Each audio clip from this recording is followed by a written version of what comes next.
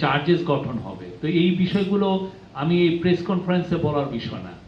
Overall যেগুলো findings আসছে, কিভাবে টর্চার হতো, কিভাবে গুমগুলো হতো সেগুলো, কিন্তু ইন্ডিভিজুয়াল কেস কার বিরুদ্ধে সেগুলো তো পরবর্তীতে তো কেস হবে, সেই জন্য আইসিটিতে যাবে, আইসিটি এগুলো কেসগুলো অনেক কিছুই দেখবেন। তো সেই জন্য এখন এগুলো সত্যিকার অর্থে আমরা রিভিল করতে পারছি না। আমি বিডি নিউজ থেকে বলছিলাম, জেসমিন মলিক।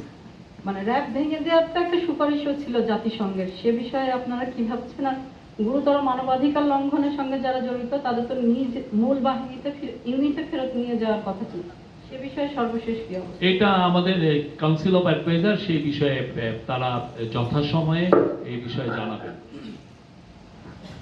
জি, আমার নাম মনিরুল সোহাগ, আমি ডিবিসি নিউজে কাজ করি। আমি জানতেছিলাম মাননীয় প্রধান উপদেষ্টা কিছু বিষয় নির্দেশনা দিয়েছেন গুম কমিশনের রিপোর্ট দেওয়ার সময়, আপনি সেই বিষয়ে কিছু বলেছেন। তো যারা এর সাথে জড়িত তাদের বিচারের ব্যাপারে কতখানি জোর দেওয়া হয়েছে, কত দ্রুত? অবশ্যই যারা যারা এই গুমের সাথে জড়িত তাদের বিচার বাংলাদেশের মাটিতে হবে। তো সেই এই পুরো এখনো তো আমাদের কাজগুলো হচ্ছে, আপনারা দেখেছেন যে 1850টা কেসের মধ্যে 1350টা স্ক্রুটিনাইজ হয়েছে। আরও আমরা যেটা এখন পর্যন্ত আমরা জানি যে সাসপেক্ট করা হচ্ছে যে 3500-এর মতো গুম হয়েছে। তো এই পুরো কেসগুলো ওরা কোথায় গেল, তাদের সন্ধানটা, এই কাজগুলো খুব স্লো, কাজগুলো খুব ডিটেইলে করতে হয়। এই পুরো কাজগুলো হোক, যারা যারা জড়িত তাদের সবাইকে বিচারের সম্মুখীন হতে হবে। শফিক ভাই, আমি সুইটি এটিএন নিউজে কাজ করি। এখানে প্রেস রিলিজটা পড়ছিলাম যেটি ভাইয়া এর আগে পাঠিয়েছেন গ্রুপের মধ্যে। ওখানে লেখা আছে যে কেউ যদি 7 বছর নিখোঁজ থাকে তাহলে তাকে মৃত ধরা যায়, কিন্তু এখানে সুপারিশ করা হয়েছে যেহেতু ফ্যামিলি পার্সনরা খুবই ভোগান্তিতে পড়েন, তারা লেনদেনের ব্যাপারগুলোতে একদমই যেতে পারে না, সে কারণে এটা 5 বছর করা যায় কিনা সে ব্যাপারে সুপারিশ করেছে কমিশন। প্রধান উপদেষ্টার ব্যাপারে একমত হয়েছেন কিনা বা এই ব্যাপারে কোনো অগ্রগতি আসবে কিনা সামনে?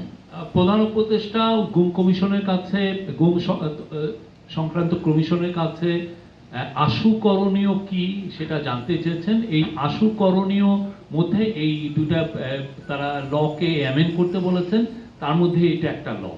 তো ওনারা এটা বলেছেন, ওনারা এই যথা মানে অফিসিয়াল চ্যানেলে এটা যে মিনিস্ট্রিগুলো হ্যান্ডলিং করে, যেটা হোম মিনিস্ট্রি বা ল অ্যান্ড জাস্টিস মিনিস্ট্রি, তাদেরকে এটা জানাবেন এবং সেই অনুযায়ী ব্যবস্থা নেওয়া হবে।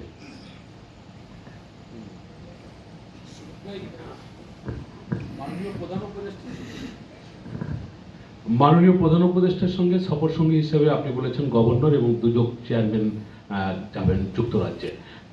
ওনারা আসলে কি ধরনের প্রোগ্রামে অংশ নেবেন, আপনারা যদি শেয়ার করার সুযোগ থাকে বলবেন। এটা নিয়ে তারা ডিটেল জানাবেন, বাট অ্যাসেট রিকভারি আমাদের তো একটা প্রায়োরিটি, সেইটা তাদের ডিসকাশনে থাকবে। Thank you.